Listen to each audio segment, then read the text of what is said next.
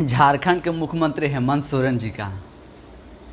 India alliance से मोह भंग क्यों हो रहा है और एनडीए के तरफ उनका झुकाव क्यों होते जा रहा है। यह सब एक महज राजनीति है या कहीं न कहीं दोनों तरफ से डर है। क्योंकि पहले आप जिस तरह से ना इंडिया अलायंस को आप देख रहे थे,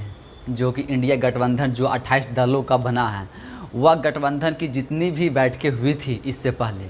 आप सब में देखे होंगे कि हेमंत सोरेन उस सब में उपस्थित थे और क्या कुछ समिति के उसमें सदस्य भी हैं। लेकिन जो लास्ट कांग्रेस अध्यक्ष मल्लिकार्जुन खड़गे द्वारा जो इंडिया गठबंधन का जो बैठक बुलाया गया था, उसमें आप देखेंगे कि हेमंत सोरेन नहीं गए थे। अपने जगह पर राज्यसभा सदस्य महुआ मांझी, महासचिव सुप्रियो भट्टाचार्य और विजय हांसदा, ये 3 लोग इस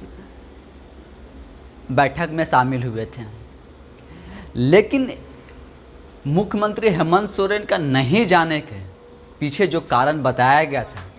गुमला में उस दिन कोई कार्यक्रम था जो कि पहले से निर्धारित था। उस कार्यक्रम के लिए उनको जाना था और शीतकालीन सत्र जो विधानसभा का झारखंड में चल रहा है, इसके चलते मुख्यमंत्री हेमंत सोरेन इंडिया गठबंधन के बैठक में शामिल नहीं हो पाए थे। लेकिन इसके पीछे आप 1-2 लॉजिक और भी देखें कि पिछले दिनों घटा है, उस घटनाक्रम को आप देखें तो कुछ आप उससे भी समझ सकते हैं और कुछ अंदाज़ा लगा सकते हैं कि आखिर वाकई में जो रीज़न बताया जा रहा है या जो बताया गया वह है या इसमें बात कुछ और है। जैसा कि आप पिछले दिनों देखे होंगे कि प्रधानमंत्री नरेंद्र मोदी जी का झारखंड का दौरा हुआ था। उस समय उनकी अगवानी खुद मुख्यमंत्री हेमंत सोरेन जी कर रहे थे, जो कि मुखर विरोधी थे और क्या बोले मतलब खुलकर के विरोध कर रहे थे। लेकिन उस जनसभा से लेकर के उस दिन जब वो झारखंड में आए थे स्थापना दिवस के दिन, तो आप देखे होंगे कि मुख्यमंत्री हेमंत सोरेन जी ने उनका अगवानी कर रहे थे। रांची एयरपोर्ट से लेकर के भगवान बिरसा मुंडा के जन्मस्थली तक वहाँ तक गए थे, तो वहाँ तक के उनका ये सब अगवानी कर रहे थे। और एक फ़ोटो बहुत ही ज़्यादा उस समय वायरल हुआ था प्रधानमंत्री नरेंद्र मोदी का और मुख्यमंत्री हेमंत सोरेन जी का, कि जब मुख्यमंत्री हेमंत सोरेन जी नरेंद्र मोदी जी को जब गुलदस्ता देकर के उन रांची एयरपोर्ट पर स्वागत कर रहे थे, तब स्वागत के समय प्रधानमंत्री जी को आप देखे होंगे कि एक हाथ में गुलदस्ता लिए हुए थे और दूसरे हाथ से मुख्यमंत्री हेमंत सोरेन का हाथ थामे हुए थे। ये फ़ोटो मतलब सारे मीडिया हाउसेस भी ने चलाए थे और पूरा सोशल मीडिया पर भी उस समय वायरल था। और उसके बाद से आप देखेंगे तो उनका इंडिया अलायंस से कुछ मोह भंग मतलब लोग एक बता रहे हैं कि यहाँ से, और इससे पहले जब रात्रि भोज के लिए दिल्ली गए थे, G20 सम्मेलन हो रहा था उस समय से धीरे धीरे लोग बता रहे हैं कि इनका झुकाव जो है इंडिया अलायंस से हट करके एनडीए अलायंस की तरफ हुआ है। अब एनडीए अलायंस की तरफ इनका आना मतलब वाकई इनका इधर झुकाव है इनकी विचारधारा को लेकर के, या मजबूरी है या कोई ऐसा डर है जिस वजह से ये मतलब इंडिया अलायंस को भी नहीं छोड़ना चाह रहे हैं और एनडीए अलायंस से भी दुश्मनी लेना चाह रहे हैं। अब जैसे देखिए कि मुख्यमंत्री हेमंत सोरेन जी अभी ईडी की कार्रवाई में घिरे हुए हैं, जो मनी लॉन्ड्रिंग का आरोप लगा है और खनन पट्टा का जो आरोप है, ये सब आरोप में बुरी तरीक़ा से हेमंत सोरेन जी घिरे हुए हैं। अब अगर वो देख रहे हैं कि हम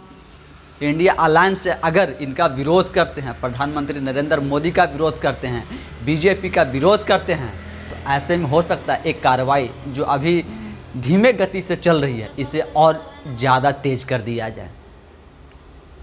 और पिछले दिनों जो धीरा साहू के कार्यालय से सांसद धीरा साहू जो कि कांग्रेस के सांसद हैं, उनके घर से जो कैश पकड़ा गया है वह भी आप सब देख चुके हैं। और दूसरा इनको एक चीज़ यह भी डर सता रहा है कि जिस तरह से इंडिया अलायंस के लोग आपस में ही क्या लड़ जा रहे हैं, मतलब आपस में ही उनका कटाच जो हो जा रहा है, इस वजह से इनको यह भी डर सता रहा होगा कि अगर हम एनडीए का विरोध करके और इंडिया अलायंस का समर्थन करते हैं और इंडिया अलायंस अगर सब कुछ सही से नहीं चला तो ना हम एनडीए के तरफ रह जाएंगे और ना ही इंडिया अलायंस के तरफ रह जाएंगे। तो जैसे इनके ऊपर जो ईडी की कार्रवाई हो रही है या और भी जो भ्रष्टाचार के आरोप लगे हैं, तो वो सब कार्रवाई से बचने के लिए ये चाहते हैं कि हाँ कोई 2 में से कोई एक गठबंधन को ये साधे रहें। अगर ईडी की कार्रवाई होती है तो इंडिया गठबंधन में साथ रहेंगे, तो पूरी इंडिया के जो नेता हैं, जो 28 दलों के नेता हैं, सब इनके साथ खड़ा होंगे, इनके साथ मुखर रहेंगे। और अगर ये जो इंडिया अलायंस अगर नहीं चल पाता है, जिस तरह से अभी सॉफ्ट कॉर्नर बना हुए हैं क्या इंडिया अलायंस के लिए, तो यह इंडिया अलायंस के तरफ रह करके और अपने ऊपर कार्रवाई से बचते रहेंगे, यह सब। लेकिन उसमें अब जो इंडिया अलायंस जो अभी चल रहा है, इसमें आप देख रहे होंगे कि जेडीयू की जो सांसद हैं या जेडीयू की जो नेता हैं, वह किस तरह से बयान दे रहे हैं। क्योंकि बयान आप सब लोग देख रहे हैं, उनका बयान किस तरह से आ रहा है और ये क्या हो रहा है। और जो अभी जो दिल्ली में हुआ था बैठक, इस बैठक में जो जेडीयू नेता द्वारा कहा गया था कि सिर्फ चाय बिस्किट थे और नाश्ते से समोसा गायब था। तो जब इस गठबंधन का सिर्फ चाय बिस्किट और समोसा पर ही बात ख़त्म हो जा रहा है, घूम फिर कर के सिर्फ नाश्ता पर ही बात ख़त्म हो जा रही है, तो उसमें एक कितना जोखिम लेने का कोशिश करेंगे, मतलब कितना जोखिम उठाएंगे हेमंत सोरेन जी। और दूसरा यह भी है कि पश्चिम बंगाल के मुख्यमंत्री कि ममता बनर्जी द्वारा कांग्रेस पार्टी के राष्ट्रीय अध्यक्ष मल्लिकार्जुन खड़गे का पीएम कैंडिडेट और विपक्षी नेता के रूप में, मतलब कि इंडिया गठबंधन के नेता के रूप में जो नाम उन्होंने जो आगे किया, और उस नाम को आम आदमी पार्टी के संयोजक अरविंद केजरीवाल जी भी ने समर्थन दिया। अब उस नाम को लेकर के उसमें है कि अब कांग्रेस पार्टी ही सहज नहीं है, मतलब जो कांग्रेस पार्टी है वह भी नहीं चाहती है कि मल्लिकार्जुन खड़गे जी का नाम आगे किया जाए, क्योंकि उन लोगों की उम्मीद रहती है कि अगर इस गठबंधन का कोई अगर नेता बने तो वो राहुल गांधी बने। राहुल गांधी के अलावा वो किसी और को स्वीकार करने के लिए तैयार नहीं रहते हैं। और इधर जेडीयू चाह रहा है कि इस गठबंधन की शुरुआत, इस गठबंधन का जो पूरा रणनीति जो बनाया गया, जो शुरू किया गया, वो बिहार के मुख्यमंत्री नीतीश कुमार द्वारा। तो इन लोगों की उम्मीद थी कि वहाँ मल्लिकार्जुन खड़गे जी का जो नाम आगे किया था, उसके जगह पे नीतीश कुमार जी का नाम किया जाना चाहिए था, लेकिन वहाँ भी नीतीश कुमार का नाम आगे नहीं किया गया। पश्चिम बंगाल के मुख्यमंत्री ममता बनर्जी ने भी कि नीतीश कुमार का या राहुल गांधी के या और भी कोई बड़े नेता का नाम आगे के ना कर करके मल्लिकार्जुन खड़गे जी का कर दिया, क्योंकि कहीं ना कहीं उनके अंदर भी यह है कि इस विपक्षी का नेता हम ही बने। लेकिन अब ममता बनर्जी देखे इसमें किसको बनाने से उन्हें फ़ायदा है, तो उन्होंने देखा कि ना सबसे अच्छा है मल्लिकार्जुन खड़गे जी को बना दो, तो मल्लिकार्जुन खड़गे जी का नाम आगे कर दिए। लेकिन अब उससे सारे लोग सहमत हैं नहीं। अब हेमंत सोरेन जी के लिए यहाँ क्या रास्ता बचता है, इसीलिए तो हेमंत सोरेन जी इधर इंडिया जो अलायंस है, इंडिया अलायंस में अपने राज्यसभा सांसद और महासचिव को भेजते हैं, ताकि उधर से भी मोह भंग ना हो, उधर के नेताओं से भी हमारी बातचीत जारी रहे, और इधर जो इंडिया अलायंस है, जो केंद्र की सरकार है, नरेंद्र मोदी की सरकार है, इनके द्वारा भी हम मिलते रहें और इनसे भी हम अपनी रिश्ता के बनाए रखें, जिससे कि हमें कार्रवाई में मतलब हमारे ऊपर कार्रवाई ना हो और हम कार्रवाई से बचते रहें। इनके ऊपर ईडी का एक नहीं 6 सम्मन आ चुका है और एक भी सम्मन में ये पेश नहीं हो रहे हैं। तो ये दोनों तरफ से घिरे हुए हैं। अब इनके लिए है जो अभी जो है कि ये मतलब दो नाव पे चल रहे हैं। अब ये ना पूरी तरीक़े से एनडीए में जा पा रहे हैं, क्योंकि एनडीए में जाते हैं तो इनका जो कोर वोटर है वह नाराज़ हो जाएगा। यानी कि अभी तक जो ये राजनीति करते आए हैं एनडीए के न खिलाफ, बीजेपी के न खिलाफ, कि उनकी विचारधारा के हम खिलाफ हैं, और फिर उसी एनडीए और बीजेपी में अगर ये चले जाते हैं तो इनका जो कोर वोटर है वह नाराज़ हो जाएगा। और अगर इंडिया अलायंस नहीं बन पाती है, जैसा कि अभी तक उसमें जो फूट की राजनीति जो हो रही है, मतलब पूरी स्ट्रॉन्ग के साथ, पूरी मजबूती के साथ जो इंडिया जो अलायंस है वह भी नहीं बन पा रही है, तो इन्हें लगता है कि अगर उनके साथ भी हम गए, वह भी ना बना, फिर तो हम ना इधर के रह जाए उधर के रह जाएंगे। तो अब इनके लिए रास्ता क्या है, और ईडी की कार्रवाई है, और भी इनके ऊपर जो भ्रष्टाचार के आरोप हैं लगे हुए हैं। तो क्या ये सब एक कार्रवाई से सिर्फ बचने के लिए इंडिया और एनडीए दोनों अलायंस में कहीं खुद जा कर के तो कहीं अपने नेताओं को भेज करके दोनों तरफ से रिश्ता बनाए रखना चाहते हैं। लेकिन जब क्या चुनाव में आएंगे, जब कहीं जनसभा में जाएंगे तो सीधा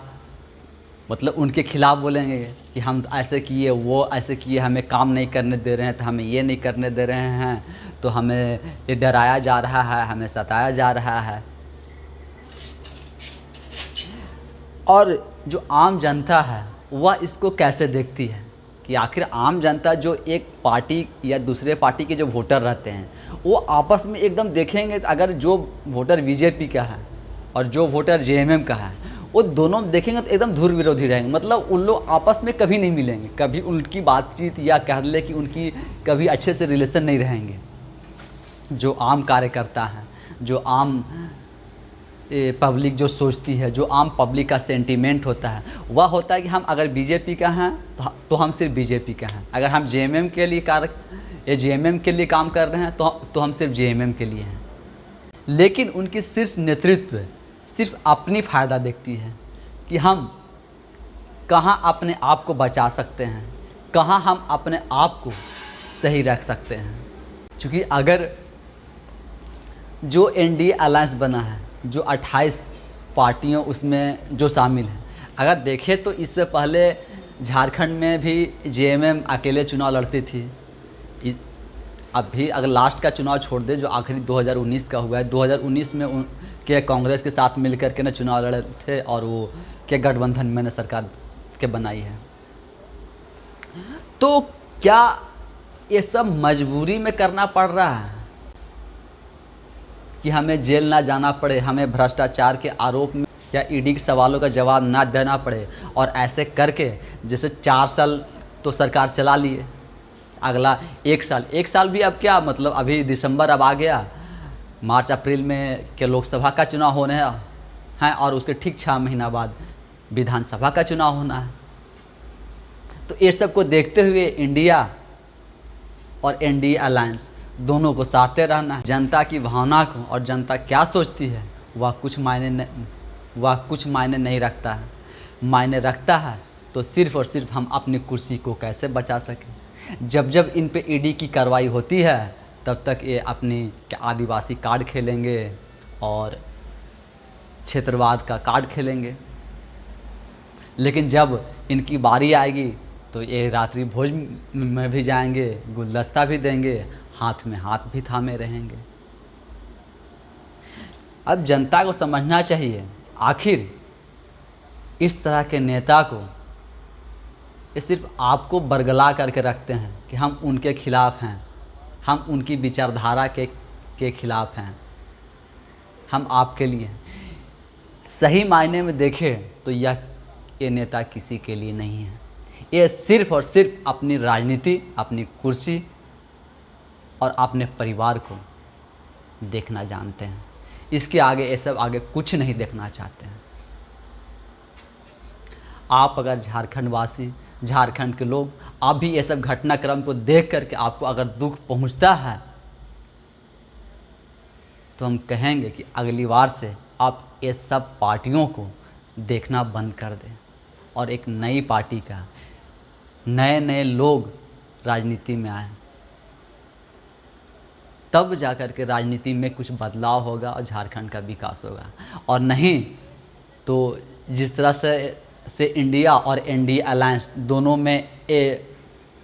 अपना साधने का कोशिश कर रहे हैं कि कभी इंडिया अलायंस में अपने नेता को भेज देते हैं तो कभी एनडीए के नेता के स्वागत में खुद ही चले जाते हैं।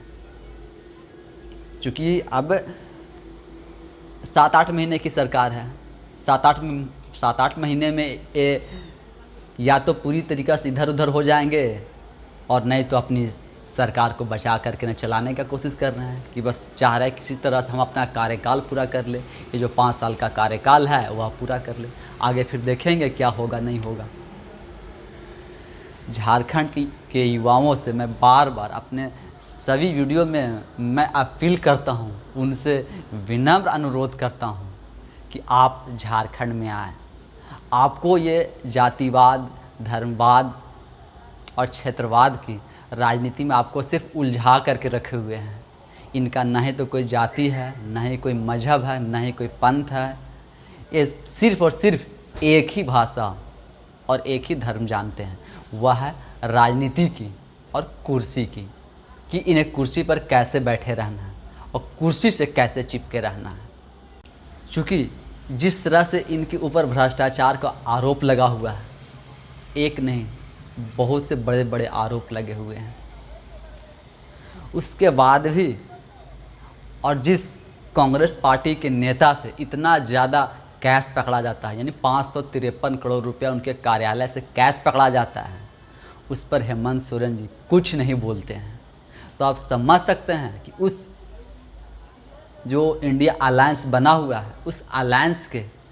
एक पार्टी के सांसद के यहाँ से इतना बड़ा अमाउंट पकड़ा जाता है, लेकिन उस पूरी अलायंस से